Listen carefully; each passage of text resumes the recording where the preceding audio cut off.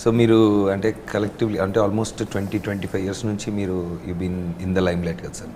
How do you think the media has changed అంటే అప్పటికి ఇప్పటికి? చాలా కాంప్లికేటెడ్ క్వశ్చన్. అంటే మీడియాలో కూడా చాలా చేంజెస్ రామబాణం టీం వైపు బాణాలు లాంటి క్వశ్చన్లు వేస్తున్నాను. నేను వేసుకున్నాను. నేను నన్ను అడిగారు సార్, నేను లాస్ట్ కపుల్ ఆఫ్ ఇంటర్వ్యూస్ నుంచి మీరు అంటే న్యూసెన్స్ ఇందాక మీరు ట్రైలర్ చూసారు.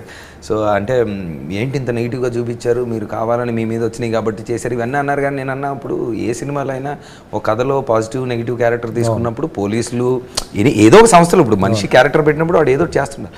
సో పోలీసుల్ని, పొలిటీషియన్ని, డాక్టర్ని, లాయర్ని ఏ సంస్థనైనా మనం నెగిటివ్ విలన్గా చూపించినప్పుడు మీరు మాత్రం ఎందుకు అంత ఫీల్ అవుతున్నారు అనే క్వశ్చన్ నేను వేసాను.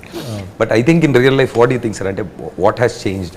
అంటే చేంజెస్ వచ్చేసింది, చాలా చేంజ్. ఈవెన్ ప్రెస్లో కూడా చాలా చేంజ్, ప్రెస్ మీడియాలో, ప్రింట్లో కూడా. ఇంతకుముందు వచ్చి ఇంటర్వ్యూస్, పేపర్స్ అట్లా, ఇప్పుడన్నీ ఎలక్ట్రానిక్ మీడియా అయిపోయింది, డిజిటల్ మీడియా అయిపోయింది. The newses are passing very fast. ఇప్పుడు ఎక్కడో సినిమా చూస్తే మన ఇక్కడ సినిమాకి వెళ్ళాలి మొత్తం రిజల్ట్ వస్తుంది బికాస్ ఆఫ్ దిస్. ఇంటర్వెల్లో రివ్యూలు రాస్తున్నారు, ఫస్ట్ హాఫ్ రివ్యూ అంటే ఒక విధంగా భయపడాలి అంటే టెన్షన్ అయిపోతుంది బేసిక్.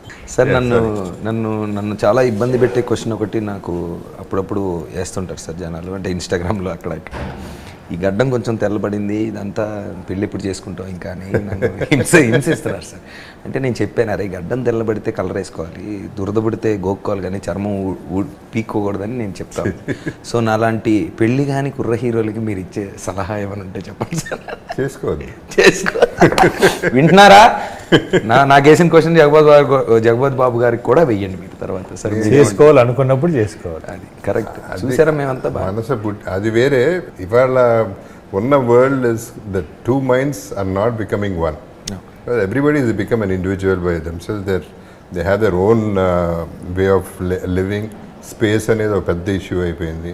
ఆ స్పేస్ ఉండట్లా, తక్కువ మందిలో ఉంటాను. So to manage that compromised life అయిపోతుంది ఎక్కువ. Why my marriage is okay, I'm happy, there no issue there. మళ్ళీ దాంట్లో మళ్ళీ కాంప్రమైజ్ అవుతూ ఉన్నాను అని ఎంతో కొంత అవ్వాలి. అందరూ అవుతారు, అందరూ అవ్వాల్సిందే, దర్ ఇస్ నో చాయిస్. సరే చేసుకోవడం ఎందుకు, డివోర్స్లు ఎందుకు, పిల్లల్ని విడగొట్టడం ఎందుకు, ఈ గొడవలన్నీ ఎందుకు, and live in happily. Nice.